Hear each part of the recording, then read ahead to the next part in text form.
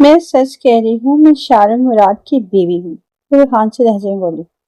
Reception और secretary उसके देहाती सादा शलवार कमीज पर दुपट्टा ओढ़े हुए वो हंसने लगी। ये भीख मांगने का कोई नया तरीका है क्या? जानती भी हो शारन मुराद उस कंपनी का मालिक है। तुम्हारे जैसे तो भीख मांगने उसकी गाड़ी के आगे पीछे होते हैं। अचानक शारन की सेक्रेटरी गुस्से से गिराई। वो जो शारन मुराद को पसंद करती थी, हकीकतन इतनी सादा और खूबसूरत लड़की को जुबान से खुद को शारन की बीवी बताने पर हसरत में आ गई थी, जबकि वो मासूम शानजिल उनकी बदतमीजी व नम नजरों से सबको देखने लगी थी, क्योंकि पूरा ऑफिस मुस्कुराते हुए यह तमाशा देख रहा था। तकब्बर और तज़हीक के इस माहौल में अचानक शारन मुराद अपने ऑफिस से बाहर निकला और सामने का मंजर देखते ही उसके जबड़े तन गए। शारन की तेज और गसीली निगाहें पूरे हाल पर पड़ी। सेक्रेटरी ने फौरन अपना लहजा बदला और मासूम बनते हुए बोली, सर देखिए, ये लड़की कब से आपका नाम लेकर ड्रामा कर रही है। मैं तो बस उसे बाहर निकाल रही थी ताकि आपका वक्त ज़ाया न हो। शारजा ने डरी हुई नजर से शारन को देखा। उसकी आंखों से एक आंसू निकलकर गाल पर लग गया। शारन खामोशी से चलता हुआ शारजा के करीब आया। पूरा ऑफिस सांस रोके देख रहा था कि सर इस देहाती लड़की को पुलिस के हवाले करेंगे या धक्के देकर बाहर निकालेंगे। लेकिन शारन ने अपना हाथ आगे बढ़ाया और शारजा के आंसू को अपने अंगूठे से साफ किया। फिर उसने गुस्से से भरपूर नजर सेक्रेटरी पूरे ऑफिस पर डाली और सख्त लहजे में बोला, ये कोई भीख मांगने वाली नहीं, ये इस कंपनी की मालकिन और मेरी पहली और आखिरी मोहब्बत शानदार शारन मुराद है। पूरे ऑफिस में सांप सून गया। सेक्रेटरी का रंग फक हो गया। हवेली के बड़े से सहन में फैली हुई धूप और नीम के दरख्त की छांव, यही वो जगह थी जहाँ शारम और शानजे का बचपन गुजरा था। शारम अपनी पप्पा का इकलौता लाडला और जरा जिद्दी तबीयत का मालिक, लेकिन शानजे के लिए हमेशा एक ढाल बना रहता। वो दोनों फूफी जात और मामू जात थे, इसलिए उनका बेशतर वक्त एक साथ ही गुजरता। कभी दरख्तों के कच्चे आम तोड़ना, कभी तितलियों के पीछे भागना, कभी शारजा का गुड़िया का घर बनाना और शारम को उसे छेड़ने के लिए वो घर तोड़ देना। शान से जब भी रोती, शारम अपनी जेब से इमली या टॉफी निकालकर उसके हाथ पर रख देता और बोलता, अच्छा बाबा मत रो, आइंदा तुम्हारी गुड़िया का घर नहीं तोड़ूंगा। वक्त पर लगाकर उड़ता रहा। शारम शहर के बड़े कॉलेज और फिर बिरौनी मुल्क पढ़ाई के लिए चला गया, जबकि शानजे गांव की सादा और पुरसुकून जिंदगी में परवान चढ़ती रही। लेकिन दूरियां उनके दरमियान फासले न बना सकी। शारन जब भी छुट्टियों में गांव आता तो शानजे का दिल बेसाख्ता धड़कने लगता। दोनों को खुद भी पता नहीं चला कि कब बचपन की बेतकल्फी और लड़ाई झगड़े खामोश और गहरी मोहब्बत में बदल गई। शारम शहर की मॉडर्न लड़के से हमेशा दूर रहता था। उसकी नजर सिर्फ अपनी मासूम, शर्मीली और सादगी से भरपूर शांति को तलाश करती थी। शांति के लिए भी शारम ही उसकी पूरी दुनिया बन चुका था। इनके इस पकीदा रिश्ते को देखकर बड़ों ने भी देर नहीं की और दोनों का निकाह कर दिया। शारम की इस अचानक और दबंग ऐलान के बाद ऑफिस का हर शख्स शशल रह गया। सेक्रेटरी, जिसके चेहरे पर थोड़ी देर पहले गरूर था, अब खौफ और शर्मिंदगी से जद पड़ चुका था। वो तो तुलाकर बोली, सर मुझे नहीं मालूम था कि ये आपकी अहलिया है। शारम ने सेक्रेटरी का दबावदार और सर निगाहों से देखा और बोला, तुमने सिर्फ एक देहाती लिबास को देखा और उसके पीछे छुपी इज्जत और उसके रिश्ते का एहतराम नहीं देखा। जो इंसान लिबास से किसी की औकात नापता है, यू आर फायर्ड। वो मेरी कंपनी में काम करने के काबिल नहीं। फिर शारम ने मोहब्बत से शानदे का हाथ अपने मजबूत हाथ में लिया और उसे अपने प्राइवेट कैबिन की तरफ ले गया। शारम शानदे को अपने प्राइवेट कैबिन में ले आया और नरमी से उसे सोफे पर बिठाया। उसने पानी का गिलास शानदे की तरफ बढ़ाया और खुद उसके सामने घुटनों के बल बैठ गया। शानदे ने कप कपाते हाथों से पानी का गिलास लेते हुए उसके जब्त के बंधन टूट गए और फूट फूट कर रो दी। शारम का दिल अपनी मोहब्बत को इस हाल में देखकर तड़प उठा। उसने शानदे के हाथ थामे फिक्रमंदी से पूछा, शानदे मुझे बताओ क्या हुआ है, तुम इस तरह अकेली शहर कैसी आई? और चचा जान और चची जान कहाँ हैं? तुम्हारा फोन भी बंद जा रहा था। शानदे ने हिचकी के दरमियान नजर उठाई। उसकी सुर्ख आंखों में बेपनाह दर्द था। शारम, मेरे माँ और बाप अब इस दुनिया में नहीं रहे। एक खौफनाक रोज एक्सीडेंट में दोनों मुझे अकेला छोड़कर चले गए। शारम को जैसे सकता होगा हो गया। वो सदमे से शानदे को देखने लगा। शानदे ने रोते हुए बात जारी रखी, उनकी तदफीन के बाद जब मैं बिल्कुल अकेली और बेसहारा हो गई तो मैं आसरा लेने तुम्हारी हवेली आई थी। लेकिन वहाँ चची रोही बेगम ने मेरे साथ वो किया जिसका मैं ख्वाब में भी तसव्वुर नहीं कर सकती थी। शानदे ने अपने आंसू पोंछते हुए बताया कि जब वो हवेली पहुंची तो रोही बेगम ने उसे अंदर कदम ही नहीं रखने दिया। रोही बेगम जो अपने बेटे की कामयाब बिजनेसमैन बनने के बाद गरूर के नशे में चोर हो चुकी थी, उन्होंने शानदे का हाथ पकड़कर उसे धक्का दिया, हवेली से बाहर निकाल दिया। روحی بیگم کے الفاظ شاندی کے کانوں میں گونج رہے تھے۔ اب تم ایک یتیم اور بے سہارا لڑکی ہو۔ میرا بیٹا شہر کا اتنا بڑا بزنس مین بن چکا ہے، اس کے لیے تم ایک سے بڑھ کر ایک امیر اور ماڈرن لڑکی کے رشتے آئیں گے۔ میں کیوں یتیم کو اپنے گھر کی بہو بنا کر رکھوں؟ نکل جاؤ یہاں سے اور دوبارہ سے حویلی کا رخ مت کرنا۔ شاندی نے شارم کو دیکھتے ہوئے سچ کہا، چچی نے مجھے تمہاری زندگی سے ہمیشہ کے لیے نکل جانے کو کہا، لیکن میرے پاس تمہارے اس آفس کے پتے کے علاوہ کوئی راستہ نہیں تھا، اس لیے میں نے کسی نہ کسی طرح یہاں تک پہنچ ہی گئی۔ شاندی کی باتیں سن کر شارم کی آنکھوں میں شدید صدمے کے بعد غصے کی لہر توڑ گئی۔ وہ باور ہی نہیں کر پا رہا تھا کہ اس کی اپنی ماں ایک یتیم اور بے بس لڑکی کے ساتھ، جو ان کی بہو بھی تھی، ایسی سنگری دکھا سکتی ہے۔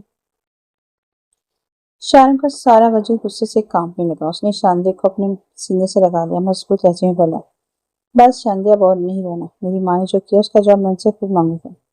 اب تم اکیلی نہیں ہو، شارم مراد تمہاری ڈھال بن کر کھڑا ہے۔ آفس کے ہنگامی حقیقت کھلنے کے بعد شارم شاندی کو سیدھا اپنے شہر والے پرائیویٹ اور پرتعیش اپارٹمنٹ لے گیا۔ شاندی مسلسل صدمے اور سفر کی تھکن سے نڈھال تھی۔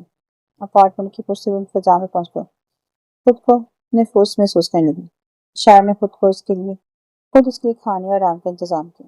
شارم نے شاندی کے سر پر پیار سے اپنے ہونٹ رکھے اور اپنے گلے سے لگا لیا۔ نہایت نرمی سے بولا، شانت رہو، تم یہاں بالکل محفوظ ہو، یہ گھر صرف تمہارا ہے، فی الحال تم آرام کرو، ماضی کی دکھ اور ماما کی باتوں کو بالکل بھول جاؤ، اور جب تک میں تمہاری عزت اور حق کو پورا مقام نہ دلا دوں تب تک میں چین سے نہیں بیٹھوں گا۔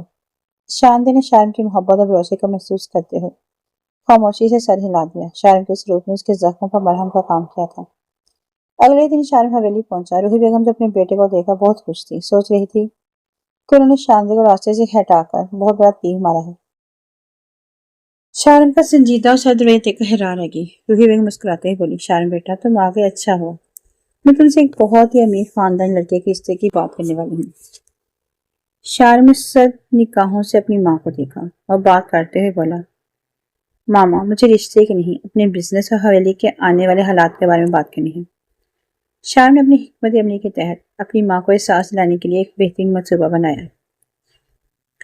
اس نے ایک فرضی خبر پھیلائی کہ کمپنی میں تمام لوسوں پر اچانک ایک بہت مالی بحران جائیداد پر خطرے کے بادل منڈرا رہے ہیں، اور وہ تمام امیر اور ماڈرن خاندانی لوگ جو روحی بیگم کے چکر کاٹ رہے تھے اپنی بیٹی کو رشتے شارم سے جوڑنا چاہتے تھے۔ جیسے ہی انہوں نے اس نقصان کے بارے میں سنا، ایک کر کے پیچھے ہٹ گئے اور روحی بیگم سے منہ موڑ لیا۔ روحی بیگم کو اپنے گرد موجود مفاد پرست لوگوں کی اصلیت نظر آنے لگی۔ جن رشتوں پر وہ غرور کری تھی وہ سب دھواں ثابت ہوئے۔ جب روحی بیگم بالکل تنہا پریشان ہو گئی تب شارم نے ان کے سامنے حقیقت کی آخری کڑی رکھی۔ شارم نے روحی بیگم کو مخاطب کرتے ہوئے کہا، ماما، جن دولت و حسیت والے لوگوں کے لیے آپ نے یتیم اور معصوم شاندی کو ترکیہ دے کر نکالا تھا، انہوں نے مشکل وقت میں آپ کا ساتھ چھوڑ دیا، لیکن شاندی، وہ اپنے ماں باپ کو کھونے کے بعد بھی صرف ایک سچی محبت اور رشتے کے مان پر میرے پاس آئی تھی، نہ کہ میری دولت کے لیے۔ پھر شارم نے ان کے سامنے شاندی کے ساتھ اپنے نکاح نامے اور اس کی حقیقت کی اہمیت کو رکھا اور صاف لفظوں میں کہہ دیا، میں شارم مراد ہوں، لیکن شاندی کے بغیر میری کوئی حیثیت ہی نہیں۔ اگر آپ کو اپنی بہو اور میری خوشی قبول ہے تو ٹھیک، ورنہ میں شاندی کے ساتھ اپنی الگ دنیا بسانے جا رہا ہوں۔ روحی بیگم کی آنکھوں سے شرمندگی کے آنسو جاری ہو گئے۔ انہیں اپنی غلطی، غرور اور سنگ دلی کا شدید احساس ہو چکا تھا۔ انہیں سمجھ آ گیا تھا کہ سچے رشتے خلوص پیسوں سے نہیں خریدے جا سکتے۔ روحی بیگم نے روتے ہوئے کہا، مجھے معاف کر دو شارم، مجھے اپنی بہو کے پاس لے چلو، میں خود اس سے معافی مانگوں گی اور اسے عزت کے ساتھ حویلی لے کر آؤں گی۔ روحی بیگم شارم کے ساتھ اپارٹمنٹ پہنچی۔ شاندی کو دیکھتے ہی انہوں نے اسے گلے سے لگا لیا اور اپنی کیے پر پھوٹ پھوٹ کر روتے ہوئے معافی مانگی۔ شاندی نے اپنے معصوم اور ظرف والے دل کے ساتھ اپنی چچی کو معاف کر دیا اور ان کے ہاتھ چوم لیے۔ اس کے بعد شارم اور شاندی کا حویلی میں شاندار استقبال کیا گیا۔ شارم نے شاندی کا ہاتھ تھام کر حویلی میں قدم رکھا اور یوں ان کے بچپن کی محبت تمام طرح آزمائشیوں کے بعد ایک خوبصورت پائیدار رشتے میں بدل گئی۔ سیکرٹری، جس کا نام عائدہ تھا، شارم کے ہاتھوں نوکری سے نکالے جانے، پورے آفس کے ساتھ بے عزت ہونے پر انتقام کی آگ میں جل رہی تھی۔ کسی بھی قیمت پر شاندی اور شارم کو خوش نہیں دیکھنا چاہتے تھے۔ جب عائدہ کو خبر ملی کہ روحی بیگم نے شاندی کو اپنا لیا ہے اور حویلی میں خوشیاں منائی جا رہی ہے تو اس کا حسد اور غصہ 7ویں آسمان پر پہنچ گیا۔ اس نے سوچا، ایک معمولی دیہاتی لڑکی مجھے میری ڈریم جاب اور شارم سے دور کر دے، کبھی نہیں ہو سکتا۔ روحی بیگم کا دل بدلنا کوئی بڑی بات نہیں، میں ان کی کمزوری کو اچھے سے جانتی ہوں۔ आरजे ने सीधा हवेली का रुख नहीं किया बल्कि चालाकी से रूही बेगम से उस वक्त मुलाकात की जब वो किसी काम से हवेली बाहर आई हुई थी। आरजे ने अपने चेहरे पर हमदर्दी और फिक्रमंदी का नकाब ओढ़ा और रूही बेगम के सामने जाकर खड़ी हो गई।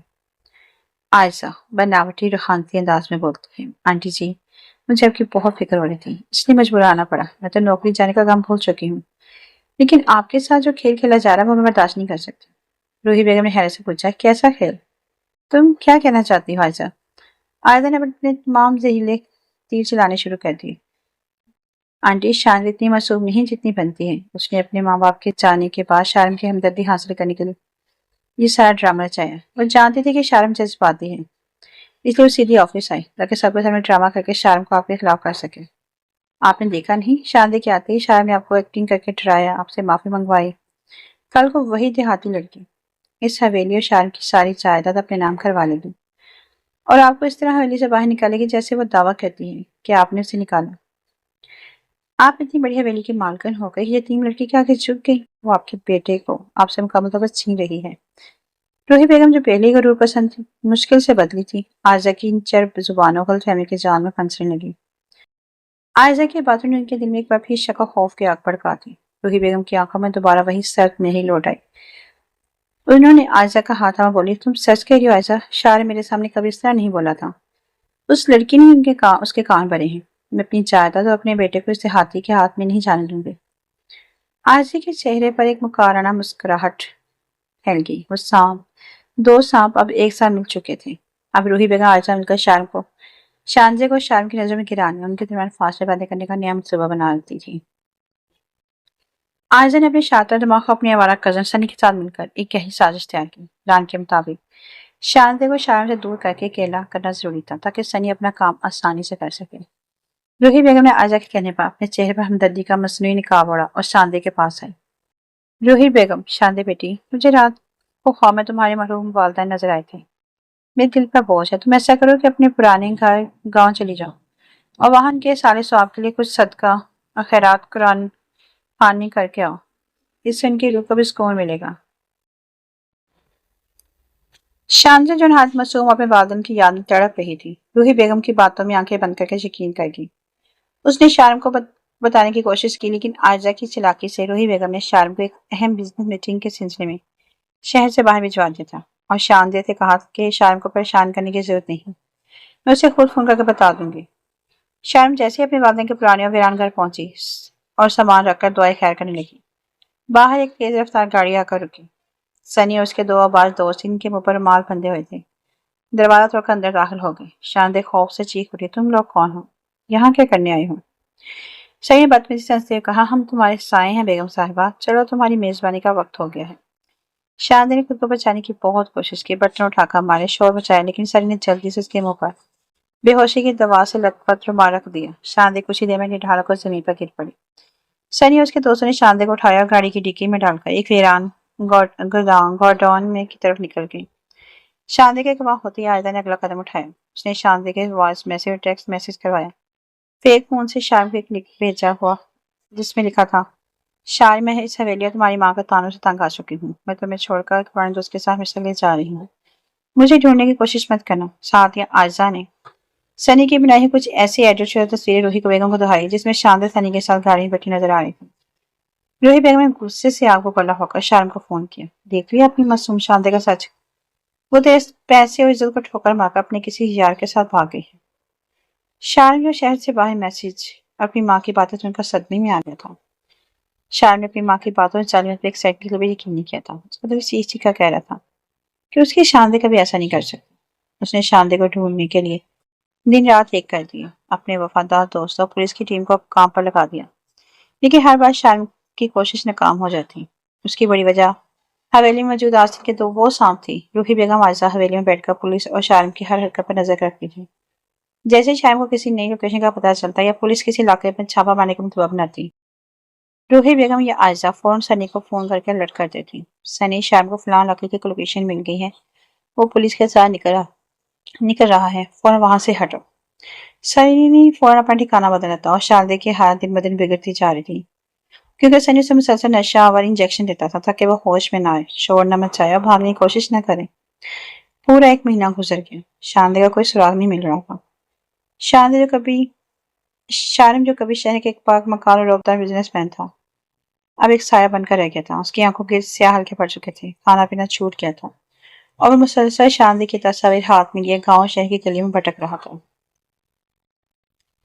اس کی یہ حال دیکھ کر خدیجہ حویلی کے وفادار پرانے نوکر جو روحی بیگم عائزہ کے مشکوک فون کالز کو نوٹس کر رہا تھا کہ دل میں شک پیدا ہوا۔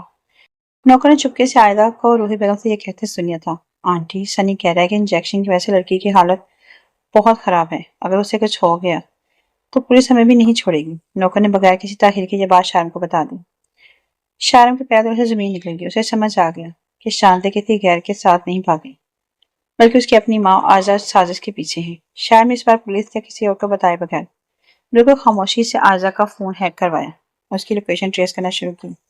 شارم نے بغیر کوئی شور مچائے اپنے تمام ہارڈ کاور اور بھروسے مند دوستوں کے ساتھ عائزہ کے فون کی آخری لوکیشن یعنی شہر سے دور ایک ویران پرانے گودام کی گھیرا بندی کر لی۔ نہ کوئی پولیس کا سارن تھا، نہ گاڑیوں کے ہارن۔ شارم نے بالکل خاموشی سے اندر قدم رکھا۔ سنی اور اس کے اوباش دوست اندر بیٹھ کر اگلے قدم کا منصوبہ بنا رہے تھے کہ اچانک شارم اس کے ساتھ کسی طوفان کی طرح پر ٹوٹ پڑے۔ سنی کو سنبھلنے کا موقع تک نہ ملا۔ اس سے پہلے وہ اپنی پسٹل اٹھاتے یا بھاگنے کی کوشش کرتے، شارم کے دوستوں نے وہیں زمین پر دبوچ لیا اور ان کی بولتی بند کر دی۔ شارم نے سنی کو دھتکارتے ہوئے گھسیٹ کر ایک طرف پھینکا اور تیزی سے اس تاریخ کمرے کے دروازے کو لات مار کر کھولا جہاں شاندے کو رکھا گیا تھا۔ دروازہ کھولتے ہی سامنے کا بندہ دیکھا شارم کے پیر تلے سے زمین نکل گئی۔ ایک خستہ حال ٹوٹے ہوئے بیڈ پر شاندے پڑی تھی۔ اس کی گردن اور ہاتھوں پر جگہ جگہ انجیکشن کے گہرے نیلے نشانات تھے۔ وہ مسلسل 1 مہینے کی بے ہوشی اور درد اور بھوک کی وجہ سے ایک زندہ لاش بن چکی تھی۔ اس کا پھولا اور خوبصورت چہرہ بالکل پیلا زرد پڑ چکا تھا۔ شارم کا سہارا وجود کانپنے لگا، اس کی آنکھوں سے بے ساختہ آنسوؤں کا سیلاب رواں ہو گیا۔ وہ دھڑکتے دل کے ساتھ شاندے کے پاس گھٹنے کے بل گرا اور کانپتے ہاتھوں سے اس کے بے جان ہاتھ کو اپنے ہاتھوں میں لیا۔ شارم روتے ہوئے اور تڑپ کر شاندے، آنکھیں کھولو، دیکھو دیکھو تمہارا شارم آ گیا ہے، مجھے معاف کر دو شاندے، مجھے آنے میں بہت دیر ہو گئی۔ شاندے نڈھال سے سکتی ہوئی حالت میں بمشکل اپنی بھاری پلکیں تھوڑی سی کھولی۔ اس کی دھندلی نظر میں شارم کا چہرہ ابھرا، اس کے سوکھے ہونٹوں سے ہلکی سی سرگوشی نکلی۔ شارم، اور اس کے ساتھ اس کی آنکھ سے گرم آنسو نکل کر گال پہ لگے اور وہ دوبارہ شارم کے سینے پر سر ٹکائے بے ہوش ہو گئی۔ شارم نے شاندے کو اپنی باہوں میں اٹھایا، اس کی آنکھوں میں شاندے کے لیے بے پناہ تڑپ تھی اور آزاد سنی اپنی ماں کے لیے خوفناک غصہ۔ اس نے اپنے دوستوں سے سرد اور حتمی لہجے میں کہا، سنی اس کے گنڈوں کو پولیس کے حوالے کر دو اور انہیں ایسی جیل میں بھیجو جہاں سے یہ کبھی باہر نہ نکل سکے، باقی کا حساب میں خود کروں گا۔ شارم شاندے کو لے کر سیدھا ایمرجنسی ہسپتال بھاگا تاکہ اس کا علاج شروع ہو سکے۔ شارم شاندے کو اپنی باہوں میں اٹھایا اسپتال کے ایمرجنسی وارڈ میں بھاگا۔ ڈاکٹر نے شاندے کے ناگفتہ ہاتھ دیکھتے ہی اسے فوراً آئی سی یو میں منتقل کر دیا۔ آئی سی یو کے باہر راہداری میں شارم کی سانسیں پھولی ہوئی تھیں اور اس کے ہاتھ شاندے کے خون اور آنسوؤں سے بھیگے ہوئے تھے۔ اس کا پورا وجود کانپ رہا تھا۔ کچھ دیر بعد ایک ڈاکٹر آئی سی یو سے باہر نکلی، ان کے چہرے پر گہری تشویش اور غم کے آثار نمایاں تھے۔ شارم تیز سے آگے بڑھا، ڈاکٹر میری شاندے کیسی ہیں؟ وہ ٹھیک تو ہے نا؟ ڈاکٹر نے ایک ٹھنڈی آہ بھری انتہائی سنجیدہ لہجے میں کہا، مسٹر شارم، آپ کی بیوی کی حالت بہت زیادہ تشویشناک ہے۔ مسلسل 1 مہینے تک نشہ آور انجیکشن دینے اور شدید ذہنی اور جسمانی تشدد کی وجہ سے ان کے اعصاب بہت کمزور ہو چکے ہیں۔ سچ کہوں تو ان کا اس حال میں بھی زندہ بچ جانا کسی معجزے سے کم نہیں۔ ہم ان کے جسم سے زہر کا اثر نکالنے کی کوشش کر رہے ہیں، لیکن اگلے 24 گھنٹے بہت اہم ہیں۔ شارم کی آنکھوں سے آواز اجتال کی طرح آنسو بہنے لگے۔ اس سے پہلے کچھ بولتا ڈاکٹر نے ایک بات کہی جس نے شارم کی دنیا ہلا کر رکھ دی۔ ایک اور بار مسٹر شارم، شاندے پریگننٹ ہے، وہ ماں بننے والی ہے، لیکن مسلسل نشے آور کی ڈوز اور کمزوری کی وجہ سے بچہ بہت ہی زیادہ کمزور ہے۔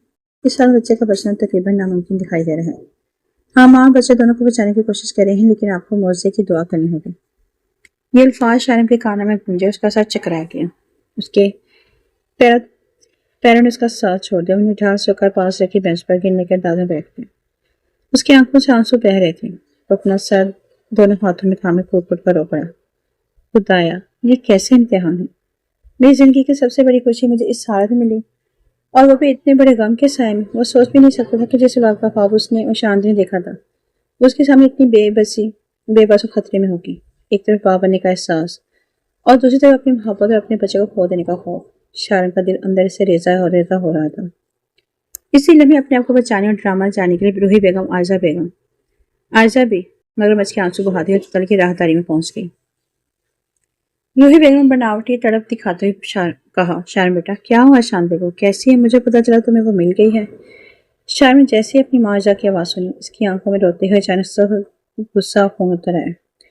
وہ جھٹکے سے بینچ سے اٹھا اور ایک ایسی خوفناک نظر اندر میں ڈالی کہ روحی بیگم عائزہ کے قدم وہیں جم گئے۔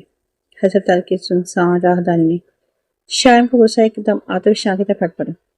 وہ جھٹکے سے اٹھا، اس نے بغیر ایک سیکنڈ ضائع کی عائزہ کی سمت قدم بڑھائے۔ اس سے پہلے کہ عائزہ کچھ سمجھ پاتی، شارم نے بھرپور طاقت سے عائزہ کو مسلسل 2 سے 3 کستے ہوئے تھپڑ جڑ دی۔ تھپڑ کی گونج سے پوری راہداری گونج اٹھی۔ عائزہ جس وقت فوری رد عمل کے لیے بالکل تیار نہیں تھی، گال پر ہاتھ رکھ کے شوق کی کیفیت میں دیوار سے جا لگی۔ اس کی آنکھوں کے آگے اندھیرا چھا گیا۔ روحی بیگم یہ منظر دیکھ کر پہلے تو سہم گئی، لیکن اپنے شاطر دماغ کی بدولت انہوں نے فوراً یہ اندازہ لگایا کہ شارم کو صرف عائزہ کی چالاکیوں کا پتہ چلا ہے اور وہ خود ابھی تک محفوظ ہے۔ انہوں نے بغیر وقت ضائع کیے اپنی جلد بجانے کے لیے سارا الزام عائزہ پر تھوپنے کا سوارنگ رچایا۔ روحی بیگم نے بناوٹی غصے میں آگے بڑھ کر ایک اور تھپڑ عائزہ کے منہ پر دے دیا۔ روحی بیگم چیختے ہوئے، بغیرت سام کی بچی، تو نے میرے شریف بیٹے اور میری معصوم بہو کے ساتھ یہ کھیل کھیلا؟ میں نے تو تجھے اپنے بچوں کی طرح سمجھتی تھی اور تو نے حویلی کا نمک حرام کیا۔ عائزہ گال سے ہلاتے ہوئے صدمے سے روحی بیگم دیکھنے لگی۔ وہ حق لا کر بولنے ہی والی تھی۔ آنٹی یہ اب کیا کہہ رہی ہیں؟ آپ بھی تو میرے ساتھ۔